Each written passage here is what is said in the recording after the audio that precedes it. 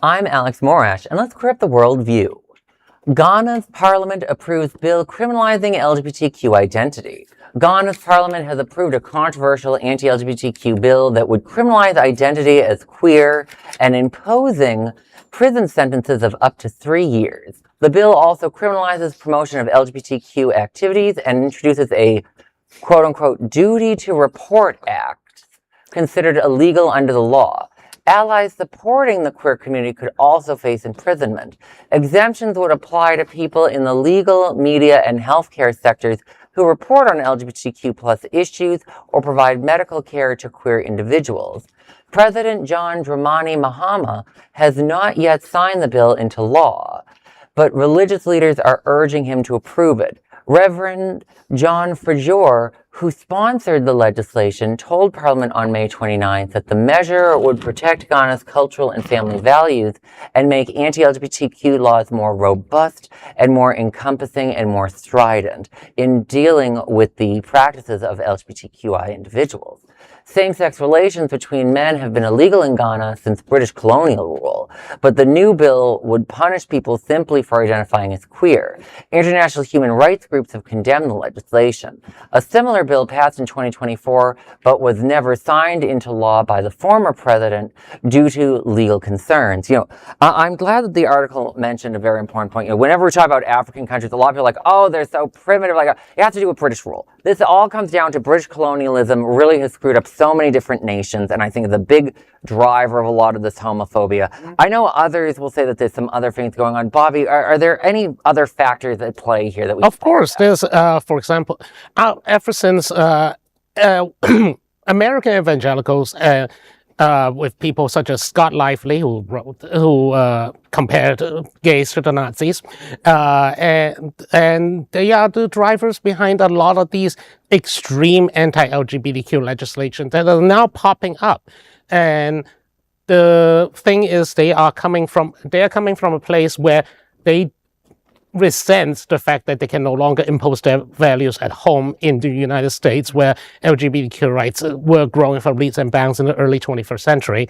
And so they decided to spread their hatred outward. They know that they have imperialism. I have a theory. This is my theory, and I don't have anything to back it up. It's just my pattern recognition. I think that they feel that ultimately the United States is going to go, quote unquote, more liberal, and they want to set up bastions and safe places for them and their followers to be able to go, perhaps in places like Africa where they can reimpose some kind of a colonial system and know that the laws are already in place that are aligned to their exact prejudices and hatreds. The thing is, there was all these talk about quote-unquote traditional values were not traditional at all. They were, as Alex said, a lot of them were imposed by Victorian England and colonial English laws where anti-gay, specifically anti-gay and sentiments was high.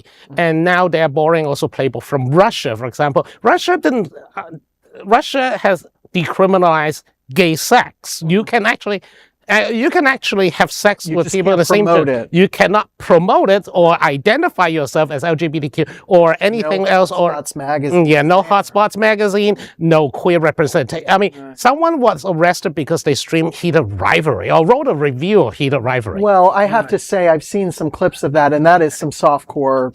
Well, I mean, it is HBO. I'm not justifying anything that Russia's doing. Just saying it is. And while Italy is moving gaily forward, Ghana is moving backwards. Yeah. Well, shame on Ghana's parliament.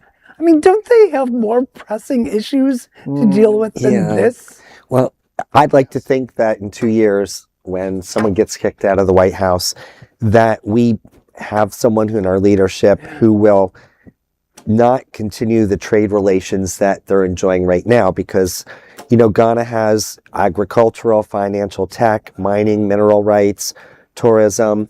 They're also participating with FIFA, from what I understand. They sent representatives out. Sure. They sent representatives to help us celebrate our 250th birthday. And after hearing this story, kind of makes me feel a little bit sick. Yes, exactly. Yes, Ghana has very good relations with the U.S. I noticed that both Bill Clinton, George W. Bush, and Obama had all visited the country. Kamala Harris, as vice president, also visited Ghana. They have that's the other thing, is that they're not like this random crazy country. Like they're pretty functional. Legit I mean, country. It's a very odd thing of them. Well, but in terms of what they're doing now with the LGBT community, I think we need someone to come to our. We did impose sanctions on Uganda, and people do actually, when certain countries, European countries specifically, they have denied aid to countries that impose harsh anti-LGBTQ rules. I mean, Uganda is seen that basically the entire tourism industry evaporates when this law was imposed. Tourism industry. People go to safari. Well, people go to safaris. People do things. People do things that are typical in that particular region of Africa to attract tourism. Right. See the elephants or whatever. And as we did that story the other day about the gay dollar, about don't travel to these countries. Don't give them our money. Just a little anecdotal thing. I have a student in my class. He's African American, and I said, "What are your plans over the summer?" He's a great kid. He said, "I'm actually going to Ghana." And I said, "Oh, you're going to Ghana? What's in Ghana?" He said, "Oh, my family lives there now." And I said, "Oh, are they Ghanaian? Am I saying that right? Ghanan. Are they Ghana? Okay, are they from Ghana?" And he said, "Well, no, not originally, but my part of my family actually moved to Ghana." So I believe that there's this African American growing consciousness around reclaiming their African ancestry. And I think a lot of, anecdotally, I don't have the numbers to back this up, but from what I've heard here and there are African American people that are kind of reclaiming their indigeneity to the land in Africa, and they're moving to places like Ghana and Liberia. We could get into a whole thing about how Liberia was originally started. Yes.